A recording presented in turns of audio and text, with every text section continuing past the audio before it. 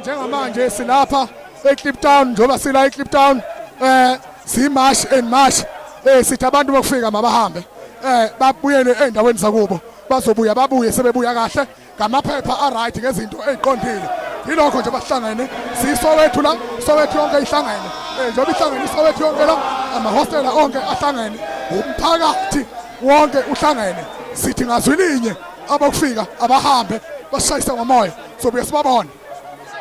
We gather here at a serious moment of our country.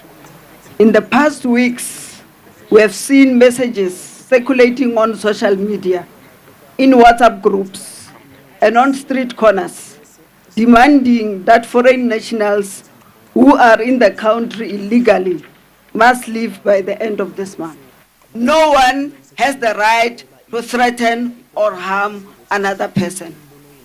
Crime intelligence and other agencies are working to identify the main instigators, the people who are planning, financing, or directing possible attacks. We must not only arrest the foot soldiers, we must also go after those who sit behind keyboards, spreading hate and giving instruction to ban, loot, and attack. These are the enemies of our people and will be held accountable. We want to say this to be clearly understood and across the country. Anyone who threatens violence against foreign nationals, who incite others to attack or loot, who spread messages that call for harm, will be treated as a criminal suspect. The business development space in our community should be protected and so reserved for our people. We should together form a business development forum that should be patronized by SAPS and JMPD, ensuring compliance. But more than anything, today we are here to emphasize that we are tired of illegal foreigners in our country. They must pack their bags and leave. I mean, the deadline is the 30th, but it's not going to stop. It's not going to end on the 30th. But today, most importantly, we are here. We decided to host it here in Soweto because we have lost a lot of children here in Naledi, especially. It's just a few minutes down the road, where kids consumed poisonous snacks and they died from it. And since till today, there's no accountability. Nobody's saying anything to the families. We want this township economy to be given back to South Africans, and that's the reason why we're going to be helping community leaders, submitting a memorandum at UBC where communities are supposed to be getting help when it comes to compliance and getting funds to start up their small businesses, but it's not happening. So today we're actually showing strength and unity that as a Soweto we are tired, we are heartful, and that's the only place that we'll be going. I mean, we've been submitting memorandums for the past 6 years and nothing has happened really.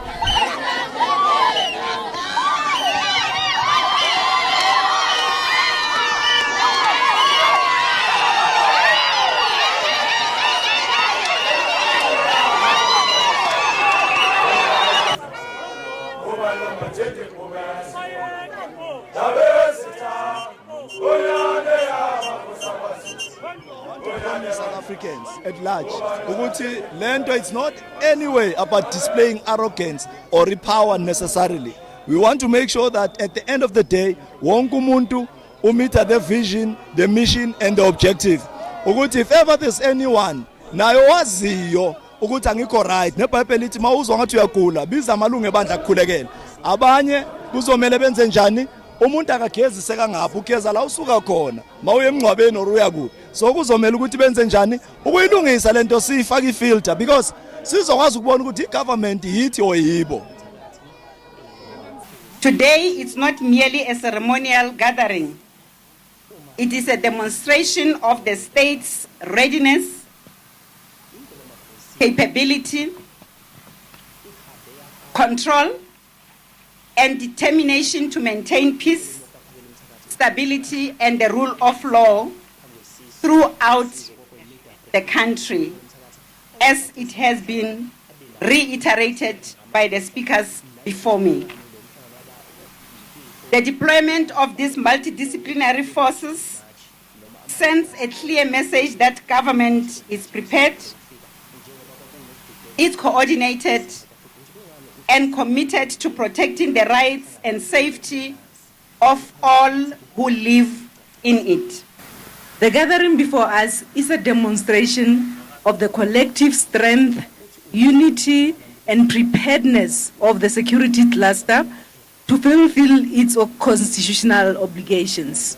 Yeah, we took an hour observation using all the helicopters that we had, and we flew over major areas. We started in Roodepoort, Krugersdorp.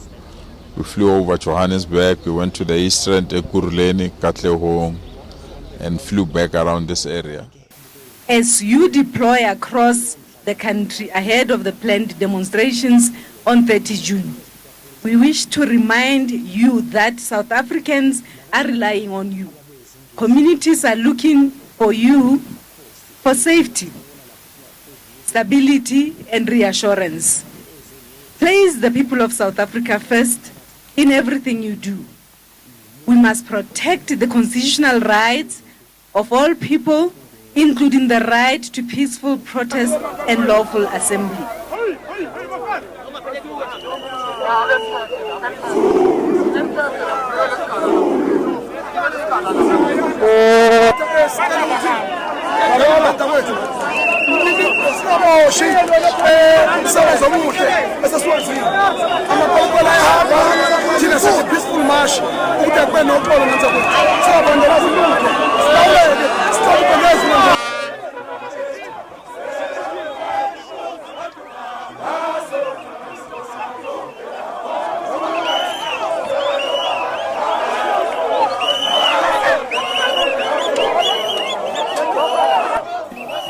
We share the sentiments raised by our protesters and those that have set the 30th of June as a deadline to deal with matters of immigration.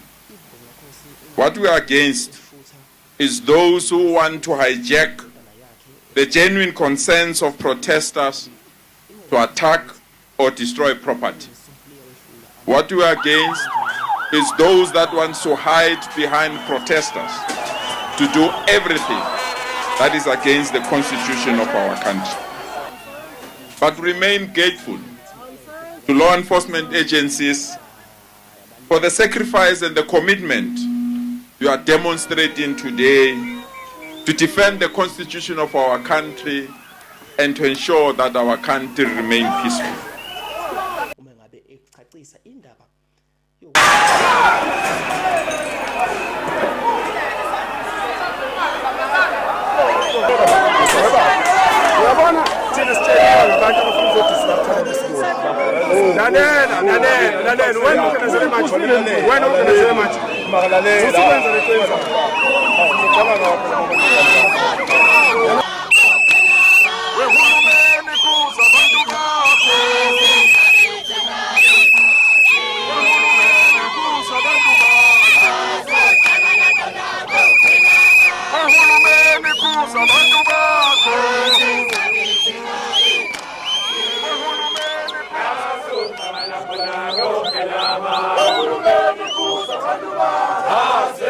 Ngeke kuphuma abantu abangaka bezothi akuhamba abantu bokufika bese kusukuma nje udodo owodwa uthi leyo nto ayingenzeki. Kuzokwenzeka ke la eSouth Africa, kuzokwenzeka ngaphandle kwabo. Futhi umuntu ophikisana nani? Umuntu ophikisana nani? Ningamvoteli.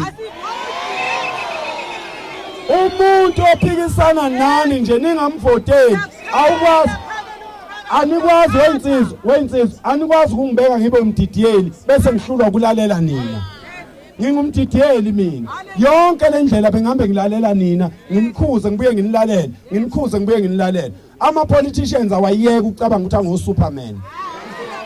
Namhlanje lapha eNingizimu Afrika since yaqala ke yenza ke imbhikisho eshoyo ukuthi ixakekile abantu bokufika bakuleli abangenawo amaphepha.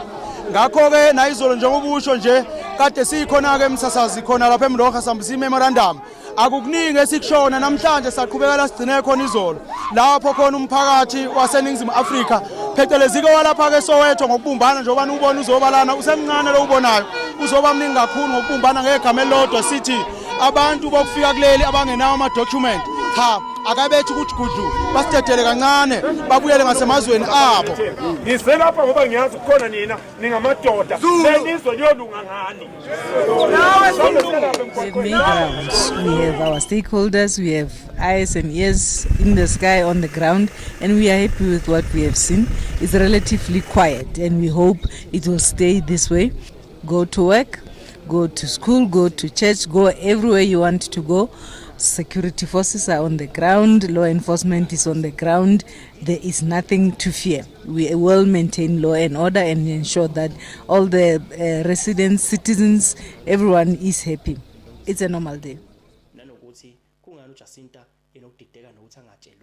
Lezi indawo kuthiwa nje akungenwa kuzo ila sibheke khona bafowethu lapha izondi kabi ayibambe inona. Wo nina nje nikhulumela ngemali, khulumani yini nazi imali onobufakazi akabuveza ubufakazi ayithulele umlomo, ubufakazi boyikhulumela bona. Mina ngikhuluma lokho engikwenzayo. Manje nicabanga ukuthi niyongiqeda amandla niyaphupha. Ngeke iziyenzeke leyo nto leyo. Asambe siyosebenza mofuna siyosebenza ngiyohamba nawe kube ngathi awukazi wenze lutho. Uhamba la eduze kwami ngikwesulile ungasekho empilweni yami uyitshela ukuthi ukhona kodwa ngiqhubeke ngihamba nawe ngoba ngafundisa ukuthi uma ngingashongo lutho kuwo lubi vele ayikho into embe ezokwenzeka. Ngiyesulana mina empilweni ngiyakwesula mina empilweni ngikwesule nje uqhubeke kube khona iminyaka ewu20 ungasekho kodwa empilweni yami. Danke ayizondi inkabi.